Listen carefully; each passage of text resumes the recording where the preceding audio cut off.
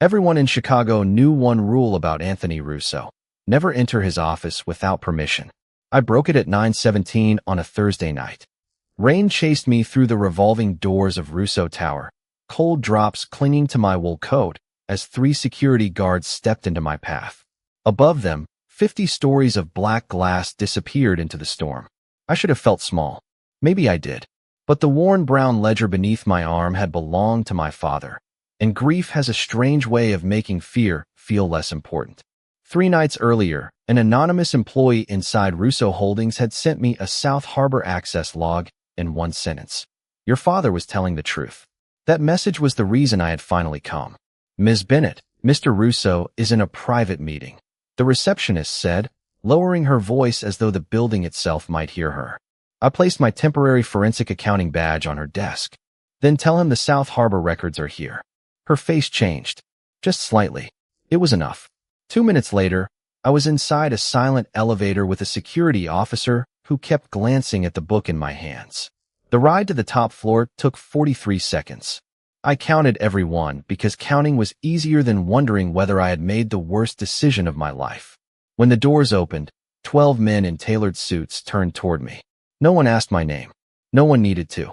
At the far end of the room, Anthony Russo sat behind a desk carved from dark walnut, the Chicago skyline burning silver behind him. He did not rise. He did not look surprised. He simply closed the folder in front of him and said, "You have 10 seconds to explain why you interrupted me." His voice was quiet. That was what made everyone else go still. I crossed the room, hearing my father's final instruction in my memory. Give it to Anthony Russo only when he becomes the man his brother believed he could be. My shoes left small rain marks across the polished floor. I stopped at the long conference table and placed the ledger in the center. One of you destroyed my father, I said. I came to find out which one. A man with silver at his temples gave a humorless laugh. Anthony, I will have security remove her. No, Anthony said. One word. The room obeyed. His eyes moved from my face to the ledger. For the first time, something disturbed the calm in his expression. He stood and walked toward me, slow and precise, while every man around the table watched him instead of breathing. Up close, Anthony looked less like a businessman and more like someone who had trained the world to move before he had to ask twice. He opened the cover. The first page held a list of properties along the South Harbor waterfront, each one marked with dates, shell companies, and initials I had spent 6 months trying to understand. Anthony's hand stopped above the handwriting. His fingers did not touch the page. Where did you get this? He asked. My father kept it for 14 years. Your father's name? Daniel Bennett. The silver-haired man shifted behind me. Anthony noticed. So did I? Then Anthony turned to the room. Everyone out. Chairs moved immediately. No objections. No questions. Within seconds, the office was empty except for us and the rain against the windows. Anthony looked down at the first page again, and when he spoke, his voice had lost its authority. What remained sounded almost human. This is not your father's handwriting. He finally touched the faded ink, as carefully as if the page could remember pain. It belonged to my brother. For 3 seconds, I forgot how to breathe. Anthony Russo stood on the other side of the conference table, one hand resting beside the faded ink, his eyes fixed on a past I could not see. His name was Thomas, he said. The rain softened against the windows, but the silence between us grew heavier. I had spent 6 months studying those pages, tracing payments, property transfers, and initials that led nowhere. I had never considered that the handwriting belonged to someone Anthony had loved. My father never mentioned him, I said. He would not have. Anthony turned another page. Thomas believed people could be persuaded by the truth. Daniel Bennett believed the same thing. His mouth tightened around my father's name. That made them dangerous to men who preferred silence. I stepped closer. Did you know my father? Anthony looked at me, and the answer arrived before he spoke. I met him once. The words were calm, but his hand closed around the edge of the table. He came to this building 14 years ago. He asked for my help. I sent him away. The confession should have satisfied something in me. It did not. Why? I asked. Because I thought loyalty mattered more than evidence. He looked toward the city lights. I was younger, certain, surrounded by people who agreed with everything I said. People like the man who wanted security to remove me. His gaze returned to mine. Ryan Mitchell has advised my family for 18 years. That was not an answer. Something almost like surprise crossed his face. Most people probably stopped speaking when he looked at them that way. I did not. Anthony opened the ledger again and moved through the pages until he found a column of handwritten initials. RM. They appeared beside nearly every South Harbor property. Ryan handled acquisitions, he said. He told me the owners were willing sellers. They were not. I reached into my coat and pulled out a short note my father had hidden inside the ledger's back cover. It was not the missing evidence. It was an instruction written shortly before his death. Anthony Russo must see the ledger. Thomas tried to warn him twice. Families face sudden foreclosures, I said. Businesses lost permits without explanation. My father tried to prove the pattern. Anthony took the note, but did not unfold it immediately. Why bring this to me now? Because my father died believing you were the only person powerful enough to correct it. My voice nearly broke, and I hated that he noticed. He also believed you might be the reason it happened. Anthony read the note slowly. When he reached the final sentence, the color drained from his face. What did Thomas try to tell you? I asked. Before he could answer, a soft knock sounded at the office door. The handle moved. Anthony closed the ledger at once and stepped between me and the entrance. Ryan Mitchell appeared through the glass, smiling as though he had every right to enter. Then his eyes dropped to the book on the table, and the smile disappeared. Anthony, he said through the closed door, you need to let me in. Anthony pressed the lock. No, he replied. Ryan looked at me next, and in that moment, I understood something Anthony had not needed to explain. Ryan knew exactly what my father had left behind. Ryan kept one hand on the glass door, his expression composed again, but the calm no longer reached his eyes. You are making a mistake, he said. Anthony did not move away from the lock. That decision is mine. So is the company, Ryan replied. At least it used to be. The words were soft, almost respectful, yet something inside them changed the air. Anthony glanced at the security panel and pressed a second button. The glass turned opaque. Ryan disappeared behind a sheet of white. We are leaving, Anthony said. Where?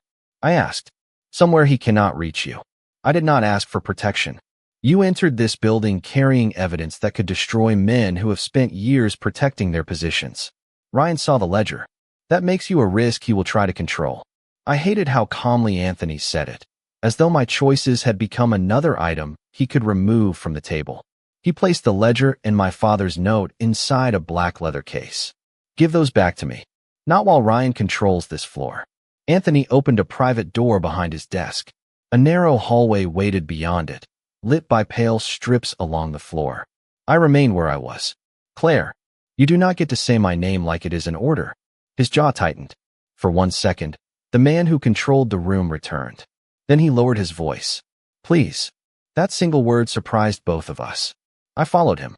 Before we entered the private elevator, a security officer placed my phone inside a signal-blocking pouch. Temporary precaution, Anthony said. You could have asked. You would have refused. That does not make taking it acceptable. The elevator required Anthony's palm and a 6-digit code. We descended 4 floors in silence. When the doors opened, I stepped into an apartment larger than my entire building. Floor-to-ceiling windows overlooked the river. A fire glowed behind. Glass. Everything was gray, polished, and perfectly arranged, like no one had ever been allowed to live there. This is a secure apartment, Anthony said. There is food, a bedroom, and a protected telephone line. Return my phone. He placed the sealed pouch in a locked drawer. Not until I know the device is clean. Open the front door. Not tonight. I walked to it anyway. The handle did not move. A red light blinked above the electronic lock. You said this was protection. It is. Protection does not remove someone's right to leave. Ryan has people throughout this building. If you step into the hallway, he may reach you before I understand what he plans to do. You mean before you decide what I am allowed to know? I mean before I can keep you safe. The honesty in his voice did not make the locked door easier to forgive. I studied the security panel beside the entrance. Beneath it was a clear cover labeled Emergency Egress. Anthony watched me lift it. What are you doing? Finding the part of your perfect cage that building codes do not allow you to control. I pressed the manual release. A sharp alarm sounded. Red lights flashed above the doorway, and the electronic lock disengaged with a heavy click. The door opened 3 inches. I looked at Anthony through the pulsing light. You can protect me, I said, or you can imprison me. You do not get to call them the same thing. The alarm continued for 12 seconds before Anthony entered a code and silenced it. The red lights stopped flashing, but the front door remained open. Neither of us moved. Cool air slipped in from the hallway and brushed against my damp coat. Anthony looked at the gap in the door, then at me. You activated an emergency release to prove a point. I activated it because you removed every reasonable option. His expression shifted, not quite anger, not quite disbelief. No one speaks to me this way. Then perhaps no one around you has ever been free. The words settled between us. I expected him to order the door closed. Instead, he walked past me and opened it fully. You may leave. I stared at him. And Ryan. He is still in the building. Then walking into the hallway would be foolish. So you understand the danger. I understand danger. I do not accept captivity. I removed my wet coat and placed it over the back of a chair. If I stay, there are conditions. A quiet breath escaped him. It might have been a laugh, but there was no amusement in it. You are setting conditions in my apartment. First, no locked doors. Second, you return my phone. Third, you do not make decisions about me while I am standing in the room. Anthony studied me for a long moment. Anything else? Yes. You stop confusing obedience with trust. His gaze moved toward the drawer. He opened it, removed the signal blocking pouch, and placed it on the kitchen counter. The signal inside this apartment is restricted. That is acceptable if I am the person holding my phone. He nodded once. It was not surrender, but it was the first thing close to compromise I had seen from him. Anthony set the leather case on the dining table and removed the ledger. We sat across from each other beneath a single pendant light while the storm blurred Chicago into streaks of silver. For the next hour, we compared my father's notes with Thomas Russo's handwriting. Dates connected to property transfers. Payments moved through charities. Names appeared beside city permits that had been denied without explanation. Then I found a page folded deep into the binding. My father had written across the top in blue ink. Thomas believes Anthony can stop this. Beneath it, Thomas had added a sentence. Daniel has the copies. If anything happens, he must go directly to my brother. My throat tightened. They were working together. Anthony did not answer. His eyes stayed on the page. My father was not only collecting evidence, I said. He was helping Thomas. Yes. You knew? Not then. His reply came too quickly. I looked closer at the binding. A narrow section near the back had been torn away, leaving only 3 words visible along the inner edge. Anthony was told. I turned the ledger toward him. The color drained from his face again. What was on the missing page? I asked. He leaned back slowly, as though distance could protect him from the question. I do not know. That is not true. His eyes met mine, and the silence confirmed what his voice would not. Anthony had known something 14 years ago. Maybe not everything.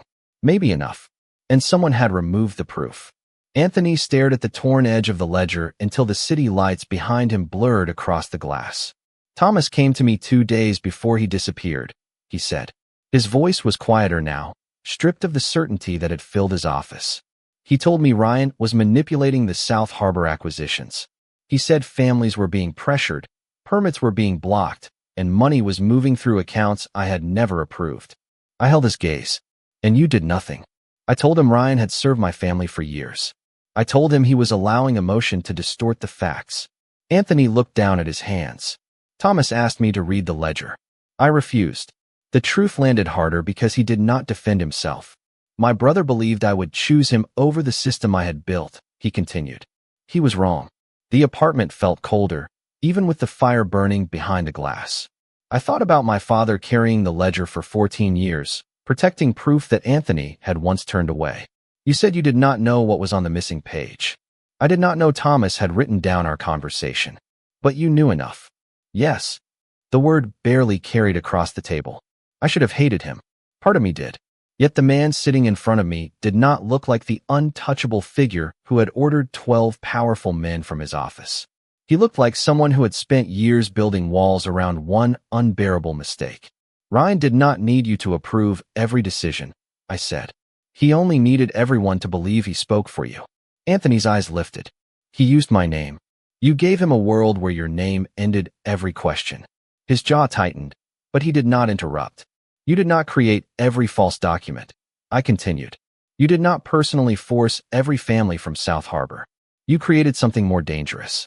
You created a system where no one needed to ask whether an order was right, only whether it sounded like something Anthony Russo would want. The silence that followed was not angry. It was wounded. His phone vibrated against the table. Ryan's name appeared on the screen. Anthony answered and activated the speaker. You have something that belongs to the company, Ryan said. The ledger belongs to the people whose lives were changed by it, Anthony replied. And the woman? Ryan asked. Does she belong to them too? Anthony's expression hardened, but I raised one hand before he could answer. I belong to myself, I said. Ryan paused. Ms. Bennett, your father understood when to stop asking questions. My father understood that frightened men often hide behind powerful ones. The line went silent for a moment. Then Ryan spoke to Anthony. Give me the ledger and send her home. By morning, South Harbor remains stable, the board remains loyal, and your name remains untouched. Refuse, and every company you control begins to fracture. Anthony looked at me, but I gave him no answer to borrow. This choice had to be his. You have until sunrise, Ryan said before ending the call. Anthony set the phone down. He can do what he says. Then perhaps your empire was never truly yours. He walked to the window and stood with Chicago beneath him. If I expose him, I expose myself. Yes, I could lose everything. I closed the ledger and pushed it across the table. Then decide what your power is worth when keeping it requires you to become the man your brother spent his final days trying to stop. Anthony remained at the window until the first gray light touched the edge of the river. I watched his reflection in the glass, motionless above a city that had obeyed him for years. There is a plane leaving Midway Airport in 90 minutes, he said. You could be on it. The change from will to could was small, but I heard it. I am not leaving while someone else is being prepared to carry Ryan's blame. I opened my phone and pulled up the current South Harbor access records that the anonymous employee had sent me 3 nights earlier. One name appeared repeatedly beneath Ryan Mitchell's authorization codes. Megan Foster, junior accountant, 24 years old, hired 8 months earlier. Her digital signature had been attached to property transfers created years before she joined the company. He is building a false trail around her, I said. Anthony read the records, then reached for his phone. I will have Megan brought here. No. Ryan controls the normal security channels. Any order sent through them will warn him. Then I will contact people I trust. You trusted Ryan. The words hurt him. I saw it. But he did not look away. What are you suggesting? He asked. That question changed something between us. Anthony Russo was not telling me what would happen. He was asking.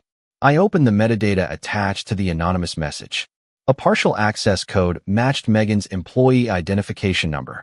The final record showed that she had entered archive level 3 shortly before midnight. Megan is the person who sent me the files, I said.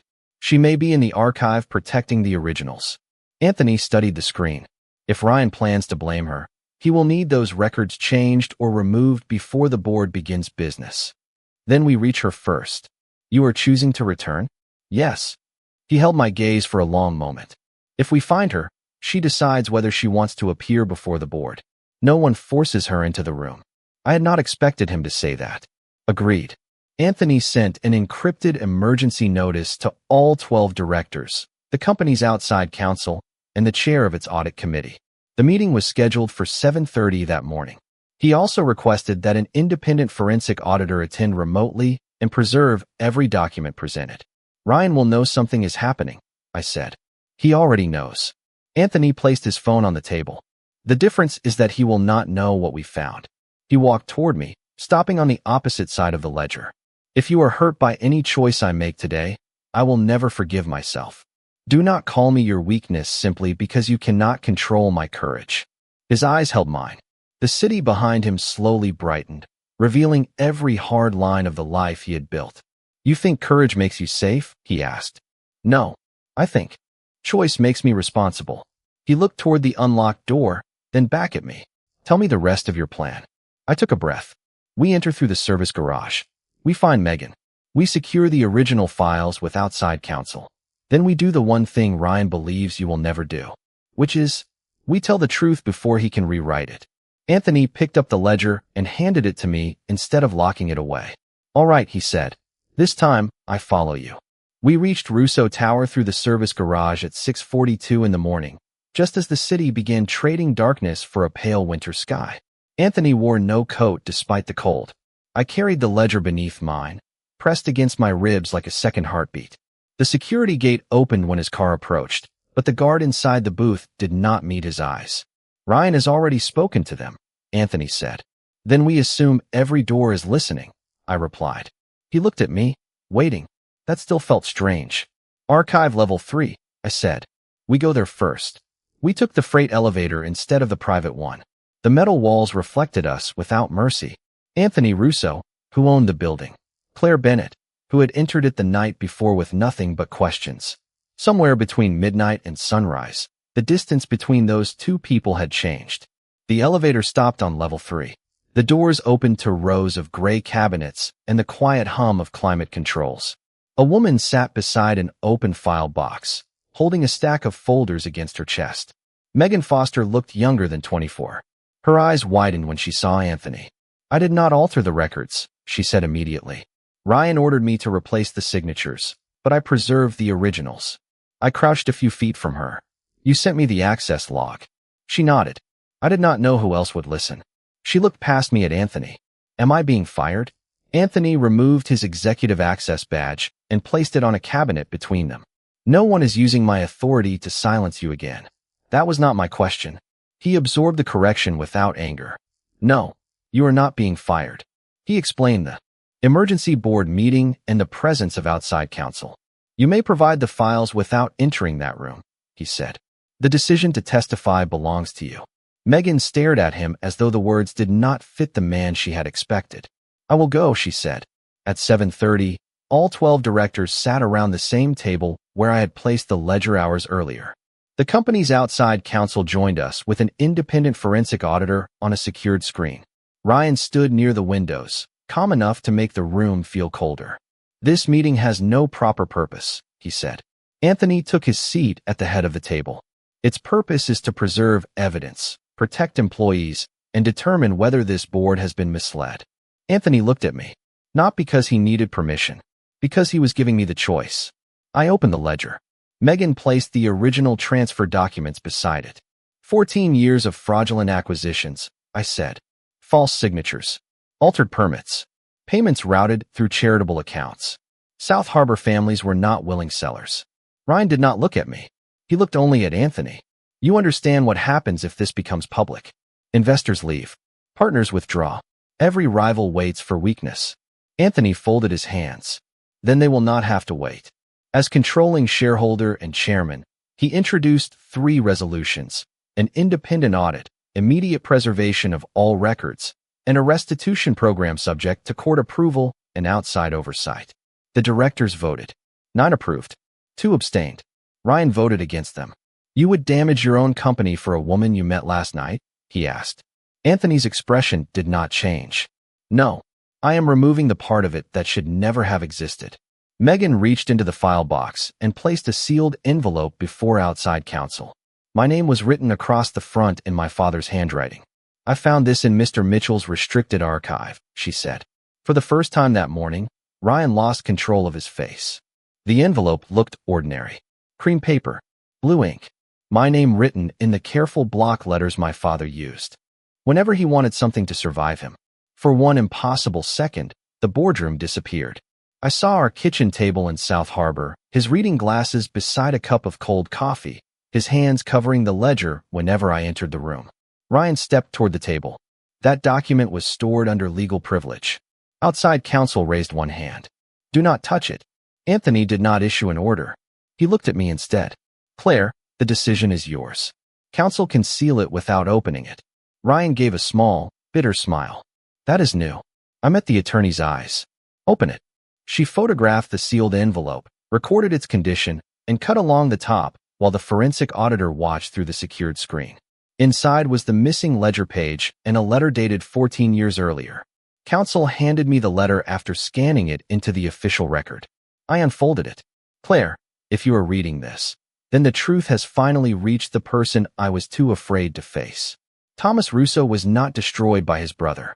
Anthony made a terrible choice, but when Thomas disappeared, Anthony spent the entire night searching for him. He arrived too late to change what happened, yet he never stopped trying to learn the truth. I looked up. Anthony had gone completely still. You searched for him? He nodded once. Every hospital, every station, every place Thomas went when he needed to think. His voice weakened. By morning, Ryan had convinced my family that Thomas had left the country. I returned to the letter. I hid this page because Anthony was not ready to understand what power had made him, and you were too young to carry his guilt. One day, he may become a man who can face the truth without using fear to silence it. When that day comes, do not punish him for surviving. Make him choose what kind of man survives next. My vision blurred, but I kept reading. Your anger will feel like loyalty to me. It is not. Loyalty does not require you to inherit my grief. The missing ledger page documented a private meeting Thomas had arranged with state investigators. Beside it, my father had written that Anthony tried to stop Thomas from attending. Alone, Ryan had changed the meeting location without telling either man. There were no details about what followed. Only a final sentence in Thomas Russo's handwriting. If Anthony learns to listen, tell him I never stopped believing he could. Anthony turned away from the table. His shoulders lowered as though 14 years had finally found their full weight. Ryan spoke first. Sentiment does not erase what Anthony allowed. No, I said. Accountability does not erase the past. It determines what happens next. Outside counsel sealed the original page as evidence. I photographed Thomas's final sentence before it disappeared into the evidence folder. The board then voted to suspend Ryan's authority, revoke his building access, and refer the records to the appropriate state investigators. No one celebrated. Truth did not feel triumphant. It felt heavy and overdue. Anthony looked at me. What happens now? The question was not about the company. It was about us. Now you release every relevant record. You follow the investigation. You let the courts supervise the restitution process. You do not interfere when the truth becomes uncomfortable. And you?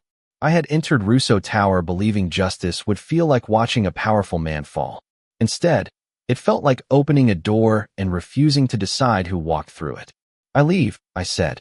Pain moved through his expression, quiet and controlled. He pressed a control that released the private elevators and restored my unrestricted exit access. You are free to go, he said. This time, I will not follow. Before stepping through the boardroom doors, I looked back. Anthony Russo stood beside the empire he had chosen to place under judgment, holding my father's final words in both hands. I left the ledger with outside counsel. I carried only my phone, my father's letter, and the photograph of Thomas's final sentence. Some truths belonged in evidence.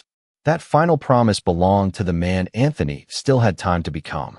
3 months passed before I saw Anthony Russo again. By then, winter had loosened its grip on Chicago, and South Harbor looked different beneath the early spring sun. The first, court-supervised restitution checks had begun arriving.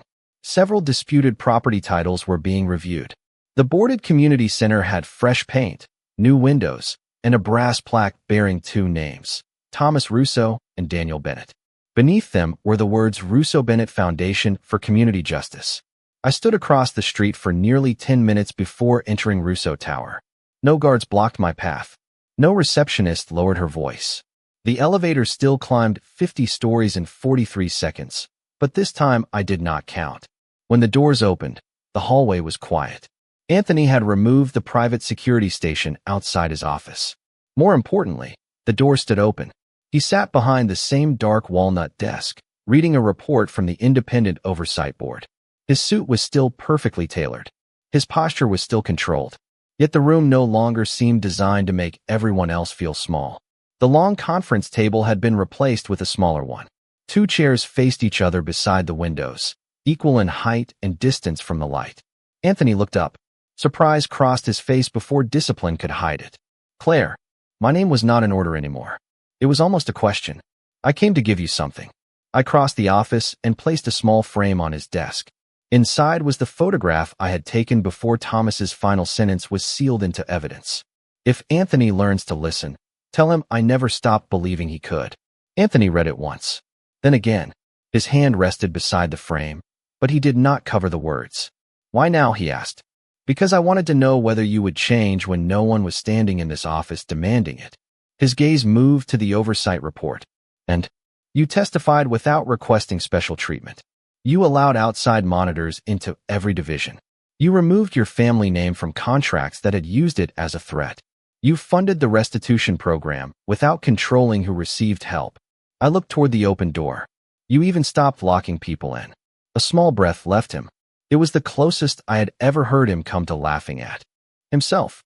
I deserve that. Yes, you did. Silence settled between us, but it was not the heavy silence from the night we met. This one left room for choice. Anthony walked to the two chairs beside the window and pulled one out. He did not tell me to sit. The Russo Bennett Foundation needs an independent director, he said. Someone chosen by its community board. Someone who will tell me when I am wrong. That sounds like a difficult position to keep filled. I only know one person I would trust to apply. I studied him. Is this a job offer? It is a request. The board makes the final decision. The distinction mattered. I sat down. Anthony took the chair across from me and waited. No command. No condition. No locked door behind us. There is one rule, I said. You do not own the foundation, the people it serves, or me. Agreed. And when I say no, I listen. Outside the windows, Chicago moved beneath us, too large for any one man to control. Anthony Russo had spent his life teaching people to obey. I was the first person who stayed only after he gave me the freedom to leave.